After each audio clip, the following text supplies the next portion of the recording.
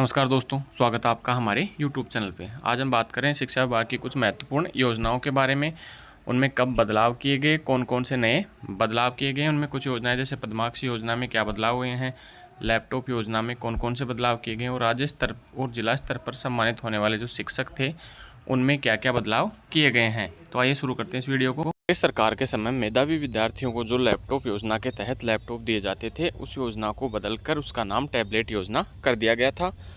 और अब बालिकाओं को जो दिए जाने वाले पद्माक्षी पुरस्कार उसमें भी कटौती की गई है। यही नहीं, शिक्षक दिवस पर दिए जाने वाले शिक्षक सम्मान में भी बड़ी कटौती की गई है। इस बार महज 189 शिक्षकों को राज्य व जिला स्तर पर सम्मानित किया जाएगा, जबकि पिछले साल के हिसाब से देखें तो राज्य, जिला और ब्लॉक स्तर पर कुल मिलाकर 1374 शिक्षकों को सम्मानित किया जाता रहा है। लैपटॉप योजना की हम बात करें तो शिक्षा विभाग में हर साल 8वीं, 10वीं, 12वीं में राज्य व जिला स्तर पर कुल 27,900 लैपटॉप दिए जाने की योजना बनाई गई थी। कांग्रेस सरकार ने अपने कार्यकाल में एक बार भी लैपटॉप नहीं बांटे।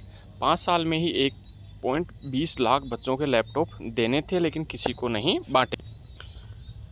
इसके बाद इस योजना को बदलकर इसका नाम टैबलेट योजना कर दिया और कांग्रेस सरकार ने जनवरी 2023 में इस योजना को बदल दिया और इसको लैपटॉप की बजाय टैबलेट देने का निर्णय लिया गया। कांग्रेस सरकार ने आखिरी साल में इसके टेंडर जारी किए और इसमें पहले चरण में ही करीब 93,000 बच्चों को टैबलेट बांटे गए। इसके बाद अब भी इस योजना में टैबलेट ही बांटे जा रहे हैं। अब हम बात करें पद्माक्षी पुरस्कार योजना। यह पुरस्कार सरकारी स्कूल में अध्ययनरत 8 कैटेगरी सामान्य, अनुसूचित जाति, जनजाति, अन्य पिछड़ा वर्ग, अल्पसंख्यक वर्ग, अति पिछड़ा वर्ग, बीपीएल एवं निःशक्त वर्ग, दिव्यांग की राजस्थान की मूल निवासी बालिकाओं को यह पुरस्कार दिया जाता है। प्रत्येक कैटेगरी में राजस्थान माध्यमिक शिक्षा बोर्ड की कक्षा 8, 10, 12 हर संकाय में अलग अलग की परीक्षाओं में प्रत्येक जिले में प्रथम रहने वाली बालिकाओं को यह पुरस्कार दिया जाता है। इस पुरस्कार के तहत जो पूर्व में राशि दी जाती थी वो पहले 8वीं की बालिका को 40,000 रुपये, 10वीं की बालिका को 75,000 रुपये और 12वीं की बालिका को 1 लाख रुपये दिए जाते थे। 12वीं की बालिका को 1 लाख रुपये के साथ स्कूटी भी देने का प्रावधान इस योजना में था।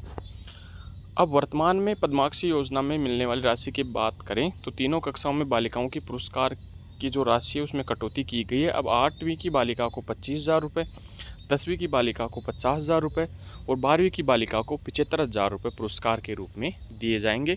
12वीं की बालिका को स्कूटी भी नहीं मिलेगी। इसके बाद हम देखते हैं राज्य स्तर पर और जिला स्तर पर सम्मानित होने वाले शिक्षकों की संख्या।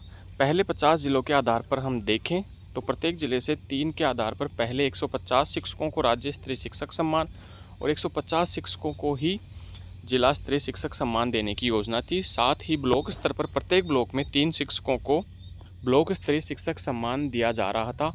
प्रदेश में 358 ब्लॉकों में 1074 शिक्षकों को सम्मानित किया जाना था। तीनों स्तरों पर कुल 1374 शिक्षक सम्मानित होते।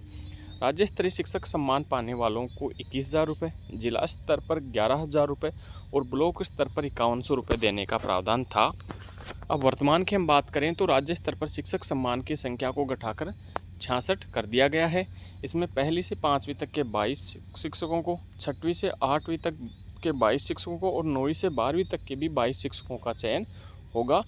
अब 41 जिलों में प्रत्येक जिले से 3 के आधार पर 123 शिक्षकों को जिला स्तरीय शिक्षक सम्मान मिलेगा।